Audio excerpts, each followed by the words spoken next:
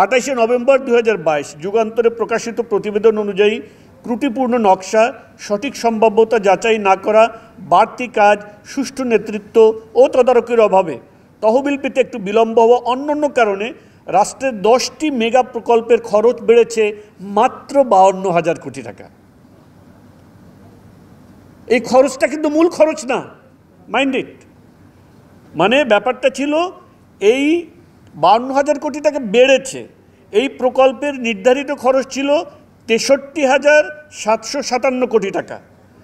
তারা মানে দুর্নীতির কারণে সময় মতন প্রকল্প শেষ করতে পারে না এবং নানা আনুষঙ্গিক কারণে এই প্রকল্পগুলো দেরি হয়েছে। এ কারণে 52,000 কোটি টাকা মাত্র খরচ বেড়েছে। খুব সামান্য না?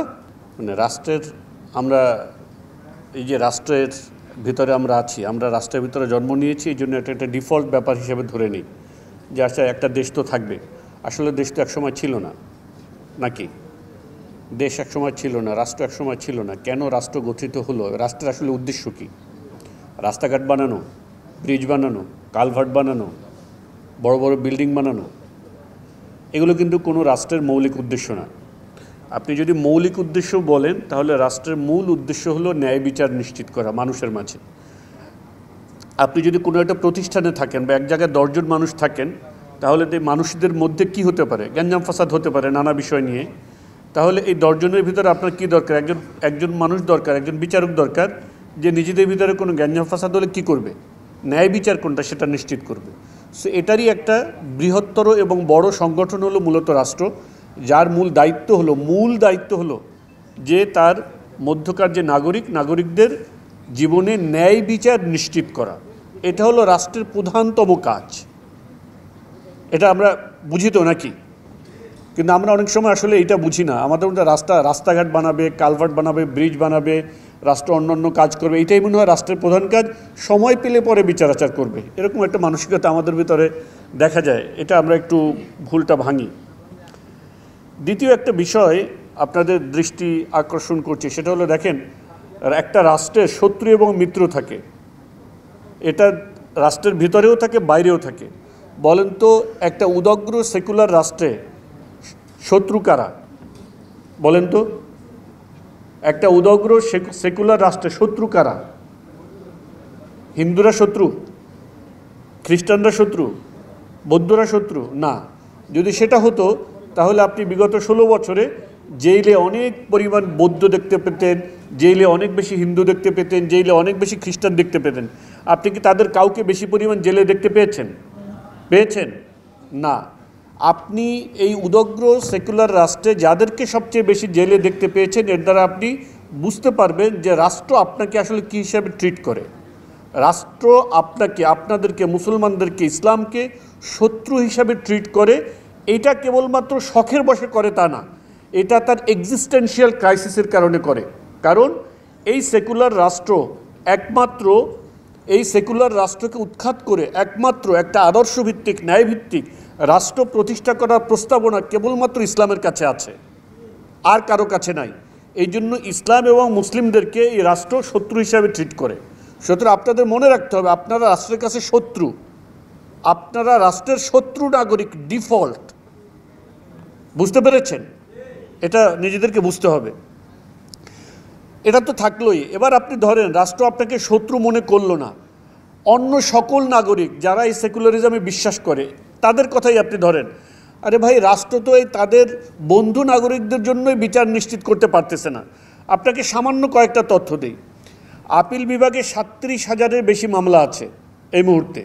2024 সালের অক্টোবর পর্যন্ত বাংলাদেশের সুপ্রিম কোর্টে বিচারকের সংখ্যা মাত্র 107 জন, যার মধ্যে হাইকোর্টে 101 জন এবং আপিল বিভাগে 6 জন।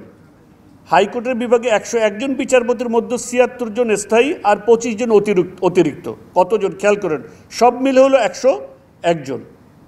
এবার খেয়াল করেন, মোট বাংলাদেশে আদালতগুলোতে মামলা বিচারাধীন আছে 46,52,000। 19 অগস্ট 2023-এ সংসদ ভবনে অনুষ্ঠিত আইন মন্ত্রণালয় সম্পর্কিত একটা সংসদীয় স্থায়ী কমিটির বৈঠকে একটি প্রতিবেদন উপস্থাপন করা হয়। এই প্রতিবেদনে দেশের জনসংখ্যা 17 কোটি ধরে বিদ্যমান বিচারকের সংখ্যা দিয়ে ভাগ করা হয়, দেখা যায় যে একজন বিচারকের আওতায় 94,444 জন মানুষ পড়ছে। বুঝেন, অর্থাৎ 94,000 মানুষের বিবাদমান বিষয় ফয়সালা করার জন্য একজন মাত্র বিচারক। কয়জন বিচারক? একজন মাত্র বিচারক। এটা মনে করেন না আপনার বাংলাদেশের একার সংকট। আমাদের প্রতিবেশী শত্রু রাষ্ট্র ভারত, সেখানে 47,000-এ একজন, প্রতি 47,000 মানুষ প্রতি একজন। পাকিস্তানে প্রতি 50,000 মানুষের বিচার করার জন্য একজন।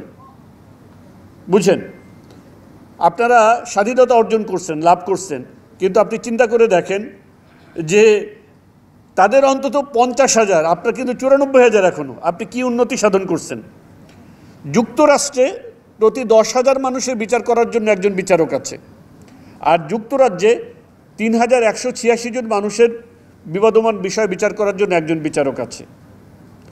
তাহলে আপনারা কি উন্নতি সাধন করছেন দেশের? এটা তো ভাই আপনার কথা বললাম, যেটা আপনার বন্ধু শত্রু নির্বিশেষে সবার জন্য। আপনি তো শত্রু নাগরিক, তার বন্ধু নাগরিক সবার জন্য এই দুরবস্থা। সে আপনার বিচার কিভাবে নিশ্চিত করবে? কিভাবে আপনার জন্য ন্যায় বিচার নিশ্চিত করবে? সে তো বিচারই নিশ্চিত করতে পারতেছে না, ন্যায় বিচার তো দূর কি বাত। জিনিসটা বুঝেন, আগে তো আপনার বিচার নিশ্চিত করতে পারতে হবে, তাই না? তারপরে না ন্যায় বিচার অন্যায় বিচার প্রশ্ন। সে তো বিচারে নিশ্চিত করতে পারতেছে না। এর কারণ কি? কারণ হলো এই রাষ্ট্রটা একটা সেকুলার রাষ্ট্র। এই রাষ্ট্র প্রতিষ্ঠার কোনো উদ্দেশ্য ন্যায় বিচার কায়েম করা নয়, কোনো বিচার কায়েম করাও এটার উদ্দেশ্য নয়। বুঝতে পেরেছেন? এই তো রাষ্ট্রের এই অবস্থা। তাহলে আপনি বুঝতে পারেন ভাই, 94,000 মানুষের জন্য একজন মাত্র বিচারক কেন নিয়োগ দিচ্ছে? তাহলে রাষ্ট্রের কাছে তো টাকা পয়সা নাই মনে হয়। এই টাকা পয়সার অভাবে মনে হয় বিচারক নিয়োগ দিতে পারতেছে না। এটা ছোট্ট একটা চিত্র আপনাদের সামনে দিই। 28শে নভেম্বর 2022 যুগান্তরে প্রকাশিত প্রতিবেদন অনুযায়ী ত্রুটিপূর্ণ নকশা, সঠিক সম্ভাব্যতা যাচাই না করা, বাড়তি কাজ, সুষ্ঠু নেতৃত্ব ও তদারকির অভাবে, তহবিল পেতে একটু বিলম্ব হওয়া, অন্যান্য কারণে রাষ্ট্রের 10টি মেগা প্রকল্পের খরচ বেড়েছে মাত্র 52,000 কোটি টাকা। এই খরচটা কিন্তু মূল খরচ না, মাইন্ড ইট। মানে ব্যাপারটা ছিল এই 52,000 কোটি টাকা বেড়েছে। এই প্রকল্পের নির্ধারিত খরচ ছিল 63,757 কোটি টাকা। তারা মানে দুর্নীতির কারণে সময় মতন প্রকল্প শেষ করতে পারে না এবং নানা আনুষঙ্গিক কারণে এই প্রকল্পগুলো দেরি হয়েছে। এ কারণে 52,000 কোটি টাকা মাত্র খরচ বেড়েছে। খুব সামান্য না? বুঝতে পেরেছেন? 52,000 কোটি টাকা খরচ, জাস্ট একটু খরচ বেড়ে গেছে, এটা মূল খরচ না। সেই রাষ্ট্র আপনার রাষ্ট্রের জন্য প্রয়োজনীয় বিচারক নিয়োগ দিতে পারছে না। মামলার জট, লক্ষ লক্ষ মামলায় ঝুলছে, বিচারক নাই। কি অভাব, কি অনটন ভাবেন। বুঝতে পেরেছেন? এগুলো একটু মাথায় রাখেন। আপনারা যে রাষ্ট্রের কাছে ন্যায় বিচার চাইবেন, ভাই আগে বিচার তো চান, এরপরে না ন্যায় বিচার চাইবেন। তার তো বিচারই করার ক্ষমতা নাই, কারণ সে দুর্নীতি করতে ব্যস্ত। বুঝতে পেরেছেন? এটা মাথায় রাখতে হবে। দেখেন, আপনারা যদি চান যে এই রাষ্ট্র অন্তত একটু ন্যায় বিচার করুক, তাহলে কি করতে হবে? আইল ঠেলতে হবে। কারণ রাষ্ট্র সে সেকুলার, সে মৌখিকভাবে হলেও বয়ান দিতে চায়, বারবার মিথ্যা হলেও সেই বয়ান দিতে চায় যে সে সবার জন্য ইনসাফ কায়েম করতে চায়, রাষ্ট্রের সকল নাগরিকের অধিকার সমান, কারো প্রতি সে বিশেষভাবে খড়গহস্ত নয়। কিন্তু জেলখানায় গেলে শুধু টুপি দাড়িওয়ালা লোকদেরকে বেশি দেখা যায়, ঠিক না? তো আপনাকে যদি এই রাষ্ট্রের এই চরিত্র পরিবর্তনে আপনি যদি ভূমিকা না রাখেন, তাহলে কেবলমাত্র আপনি যদি ইস্যুভিত্তিক এই কাজ করেন, তাহলে আলটিমেটলি এই সমস্যার কোনো সমাধান হবে না। তাহলে আপনাকে কী করতে হবে? আপনাকে রাষ্ট্রের মধ্যে একটা আইল আছে, সেকুলার এবং ইসলাম, এর মাঝখানে একটা আইল আছে। এই আইলটা আপনাকে ঠেলতে হবে, ঠেলে আপনাকে সরাইতে হবে এবং রাষ্ট্রকে বাম থেকে ঠেলে আস্তে আস্তে আপনাকে ডানে নিতে হবে।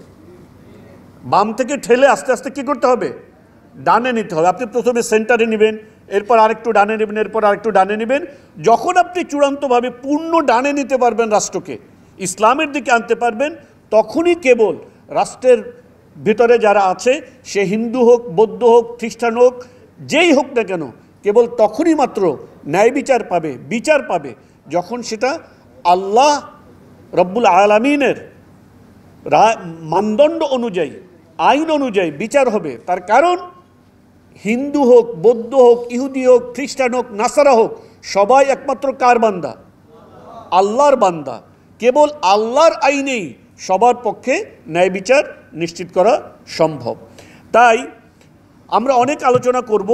আজকের যে সংগঠন এখানে কাজ করছে, আলহামদুলিল্লাহ অনেক কাজ করছে। আমি আমাদের যারা কলিগস আছেন, আমাদের যারা সহকর্মী আছেন, সকলকে আমি অন্তঃস্থল থেকে ধন্যবাদ জানাই যে অনেকগুলো কাজ আমাদের এই টিম অত্যন্ত সফলভাবে সম্পন্ন করেছে। আমি আমার কাছ থেকে কাঙ্ক্ষিত ভূমিকা সবসময় রাখতে পারি নাই, সেজন্য আমি আন্তরিকভাবে দুঃখ প্রকাশ করছি। বাট আমি চেষ্টা করব ইনশাআল্লাহ আরও ভূমিকা আমার বাড়ানোর জন্য। তবে একটা জিনিস খেয়াল রাখি, দেখেন এখানে আপনি সেকুলার রাষ্ট্রের ভিতরে আপনি এতিমখানা পাবেন। তার কারণ হলো এতিমখানা অ্যাকচুয়ালি থাকার কোনো কথা না। রাষ্ট্র যদি ঠিক হয়, আলাদা করে এতিমখানা থাকার কোনো কি হয় না, দরকার হয় না। এতিমখানা থাকাটা এটা একটা রাষ্ট্রের সংকট নির্দেশ করে। আজকের আমরা এখানে যে কারামুক্তি আন্দোলন করছি, ঠিক আছে, আমি আজকের ওই আলোচনাটা যেতে ইচ্ছে যে কারামুক্তি আন্দোলন করছি, ভাই কারা ইটসেলফ তো একটা জুলুম। আমরা তো মনে করছি যে কারামুক্তি করা দরকার, আমাদের অন্য ভাইদের জন্য ন্যায় ইনসাফ এস্টাবলিশ করা দরকার, কিন্তু জেলিং সিস্টেম ইটসেলফ, ইভেন যদি সেটা আপনার কোনো একেবারে প্রপার একটা ডিউ প্রসেসের মধ্য দিয়েও যদি কাউকে আপনার যাবজ্জীবন দেওয়া হয়, এইটাও কোনো ন্যায় বিচার কিনা? না, বুঝেন, যদি একজন মানুষকে একেবারে ডিউ প্রসেসের মধ্য দিয়ে যাবজ্জীবন কারাদণ্ড দেওয়া হয়, ধর 30 বছর জেলে রাখা হয়, এটা কি কোনো ন্যায় বিচার? না, এটা কোনো ন্যায় বিচার না, এইটাও ইটসেলফ একটা জুলুম। কারণ অ্যাকচুয়ালি ইসলামিক সিস্টেমে বা একটা ন্যায়পূর্ণ একটা সিস্টেমে লম্বা টাইম জেলিং সিস্টেম, এটা কোনো পানিশমেন্ট না। ইসলামে লং টাইম পানিশমেন্টের কোনো বিধানই নাই। এই জন্য ইসলামী শাসন ব্যবস্থার মধ্যে অন্যায় অবিচার এটা কমে যায়। আর আমাদের এই সমাজে যে ব্যাপক অন্যায় অবিচার দুর্নীতির কারণ দেখা যায়, এর ভিতরে একটা কারণ হলো এর বিচার ব্যবস্থার একটা প্রধান অংশ হলো কি জেলিং সিস্টেম। এটা কখনো সমাজ থেকে অন্যায়কে দূরীভূত করে না। তো আমি আশা করব যে আমরা এই যে কাজ আমরা করছি, এটা অ্যাডহক বেসিস কাজ মনে করব। সত্যিকারের যে কাজ, যেটার মাধ্যমে মূলত মানুষের জন্য ইনসাফ নিশ্চিত হবে, সেটা হলো রাষ্ট্র থেকে এই সেকুলারিজমকে উৎখাত করা, সেকুলার রাষ্ট্রকে উৎখাত করে সেখানে আল্লাহ এবং তার রসুলের যে দিন, আল্লাহর যে মনোনীত দিন, রসুলের আনিত মনোনীত যে দিন, ইসলাম ভিত্তিক রাষ্ট্র যখন আমরা ফেরাতে পারবো, তখনই কেবল ন্যায় বিচার নিশ্চিত হবে। আল্লাহ রাব্বুল আলামিন আমাদের সকলকে তৌফিক দান করুন, আমাদের জীবনের শেষ রক্তবিন্দু পর্যন্ত সেই ন্যায় বিচারের যে জীবন ব্যবস্থা, ইসলামকে প্রতিষ্ঠা করার জন্য। আমিন ওয়া আখিরু দাওয়ানা আলহামদুলিল্লাহি রাব্বিল আলামিন।